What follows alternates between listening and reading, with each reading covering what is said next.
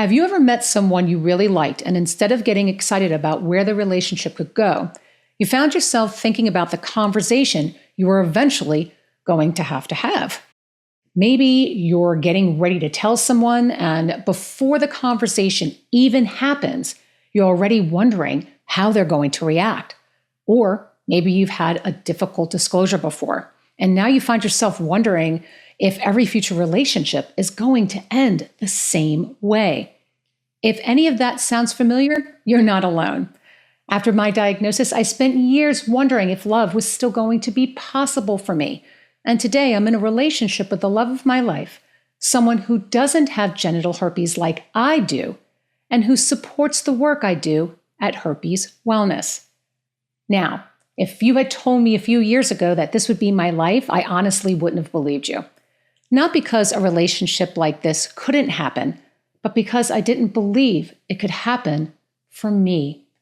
So today, I want to share how the things we tell ourselves can hold us back, how they influence the way we approach relationships, and what happens when we start telling ourselves something different. Because when we do, it changes the reality we create.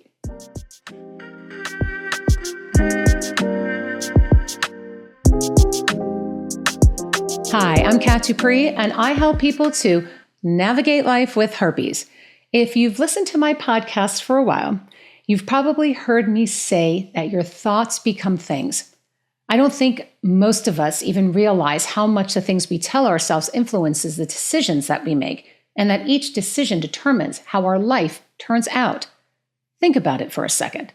If you believe no one is going to want to be with you, how likely are you to put yourself out there? If you believe every disclosure is going to end badly, how are you going to walk into that conversation? If you believe finding love is impossible anymore, how much effort are you really going to put into finding it? Looking back now, I can see that's exactly what happened after my diagnosis. Not because herpes changed what was possible for me, but because I started believing that it did. Now, before we go any further, if you're tired of navigating your condition alone, and you wish you had people to talk to about everything that you're going through, you can do that at Herpes Wellness. It's a private community where you can connect with other people just like you and get support from people who get it. I always say that herpes isn't something that you heal alone. It's something that you heal with other people. So go check it out at herpeswellness.com. The link is in the description. After I was diagnosed, I didn't stop wanting love. I didn't stop wanting a relationship, and I didn't stop wanting to build a life with someone. What changed was the picture that I had in my head of what my future was going to look like. I started telling myself things like, no one is going to want to be with me. I'll probably have to date someone else who has herpes, and I should just be grateful for anyone that accepts me. Now, what's interesting is that nobody ever told me those things. The doctor didn't tell me. My family didn't tell me. My friends didn't tell me. I told myself this. And the more I repeated those thoughts, they didn't just feel like fears anymore. They started feeling like the truth. And what's crazy is that I didn't even realize it was happening. I thought I was simply being realistic. But looking back, I wasn't being realistic at all. And instead, I was letting fear write the story of my future. Now, I want you to think about the last time you had to disclose to someone. What was going through your head? Maybe it was something like, this isn't going to end well, or I'm probably going to get rejected. Because here's the thing. If that's what you're telling yourself, you've already made a decision on how things are going to end, even before it has a chance to begin. So you might try and over-explain yourself, or you might start trying to convince someone why they should still want to date you. Or worse, you stop dating altogether because you'd rather avoid having the conversation in the first place. Look, I understand this way of thinking because I did the exact same thing. Not because herpes was making those decisions for me, but because I already convinced myself I knew what the outcome was going to be. But here's what I didn't realize back then. The thoughts I was telling myself, that's all they were, just thoughts. I had no idea that they were influencing the decisions that I was making every single day. I mean, have you ever stopped to think about how many decisions you make in a day? Probably not, and most of us don't. We just make them. But every decision we make starts with a thought. Think about it. If you've been telling yourself no one is ever going to want to be with you, what do you think your next decision might be? Maybe you don't go online and create a dating profile. Maybe you don't go out on a date. Maybe you meet someone you really like, but you keep your distance because you've already convinced yourself how it's going to end.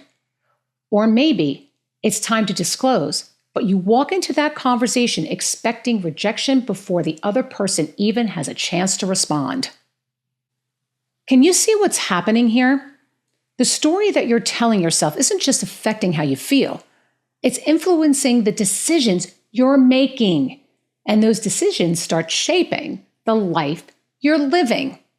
In the beginning, I never saw it that way because I thought herpes was the thing that was limiting my future. But looking back, I can see that a lot of the limitations I was experiencing came from the decisions I was making because of the stories I'd been telling myself. Not because they were true, but because I'd accepted them to be true. And once I accepted them, I started living like they were. But over time, I realized that if I wanted to change my life, I had to change the thoughts I kept repeating to myself every day. So how did I do this? Well, the first thing was paying attention to the conversation that I was having with myself every single day. Because here's the thing. Most of us don't even pay attention to the dialogue that we have about ourselves throughout the day. Things like, I'm exhausted. I look terrible today. I'm never going to get this right. We say those things almost automatically. As a matter of fact, studies show that our brains naturally hold on to negative thoughts more than positive ones. This is called negativity bias, and we all experience it. Now, knowing that, I want you to think about what happens after a herpes diagnosis, because you've probably heard the jokes, you've probably heard about the stigma, and you've probably heard people talk about herpes like it's something to be ashamed of. So is it any surprise that those messages eventually become part of the conversation you're having with yourself? Thoughts like, I'm dirty, no one is ever going to want me, I'll probably end up alone, or I have to settle. The problem isn't that those thoughts show up. The problem is that we hear them so often that we stop questioning them and we just accept them. And like I mentioned before, once we accept them, we start making decisions based on those thoughts as if they're true. So, instead of telling myself the same negative story that I had been for years, I decided to try something completely different. Now, this may sound a little out there to some of you, but each night before I fell asleep, I would lay in my bed on my back with the lights out, and I'd turn my head toward the empty space in my bed, and I'd say, I know you're out there. I can't wait to meet you. I'll see you soon. I love you. Then I would close my eyes and I would take a couple of deep breaths, and while letting them go, I'd feel what it would be like to be in a loving relationship. Now, mind you, as I was doing this, my mind kept checking in with my current reality, trying to tell me that what I was saying and feeling wasn't true. But I kept going every night nonstop. Not because I thought the universe was going to magically deliver the relationship of my dreams to my front door. I did this because I wanted my own voice to become louder than the stigma I'd be listening to and believing for years. And then something totally unexpected started to happen. Little by little, my thoughts started to change. I stopped assuming every relationship would end before it even began. I stopped assuming someone without herpes would never want to be with me, and instead, I started to believe that my person was out there, and it was just a matter of time before I met him. And because my thoughts started changing, the decisions I made started changing too. I stayed open. I kept putting myself out there, and I told people about my condition. Was I nervous? Oh, yeah, I was. But I got up the courage and I kept going. And guess what happened? About 9 months later, I met someone at a meditation group. Now, at the time, I had no idea that he would be my person, but we started talking and one conversation led to another, and he asked me if I'd like to join him for coffee. And there was a moment where I hesitated because my old thoughts came rushing back, but I decided to say yes. Then, for a few months after that, we kept hanging out as friends. Then one thing led to another, and the rest is history. So, why am I sharing this story with you? Because this is what I mean when I say that your thoughts become things. Not because if you think about something long enough, it's going to suddenly appear in your life, but because the thoughts you repeat become the story you believe, and that story influences the decisions that you make. And over time, those decisions shape the life you're living. If I'd kept telling myself that no one was ever going to want me, I never would have put myself out there again, and I would have never met the man that I'm with today. Now, am I saying that talking to the empty side of your bed is going to work for you? I don't know. Maybe it will, maybe it won't. But the point I'm trying to make is this. Start paying attention to the things you're telling yourself. Like, no one's going to want to be with me. Every disclosure is going to end badly, or finding love just isn't possible for me. Now look, I understand that you may have had a disclosure that didn't go well. Maybe you've been rejected, or maybe someone said something that really hurt. And when that happens, it sucks. But I'm not asking you to pretend that those things didn't happen. I'm asking you not to let those experiences convince you that every future relationship is going to end the same way. Because the truth is, you don't know how your next disclosure is going to go. You do not know who you're going to meet, and you don't know what's possible for your life until you give yourself a chance to find out. So from now on, I want you to start paying attention and notice the things you're telling yourself.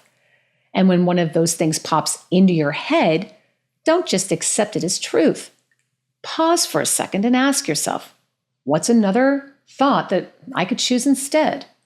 Now, I'm not saying it's going to be easy. It takes practice, especially if you've been telling yourself the same story for years, like I did. But every time you choose a different thought, you're also giving yourself the opportunity to make a different choice. And that choice could possibly change your life in more ways than you can ever imagine. Okay, that's all I've got for you today. And again, if you're tired of navigating your condition alone, come join us at Herpes Wellness. You can join for free and get instant access to forums where you can ask questions, seek advice, and help other members along their journeys. Sign up today at herpeswellness.com. The link is in the description.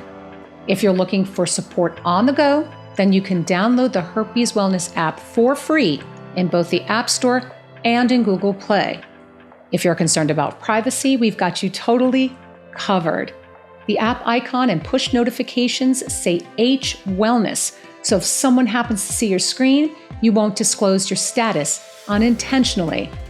Now, if you're watching on YouTube or if you're listening on audio, please be sure to subscribe so that you don't miss out on future episodes.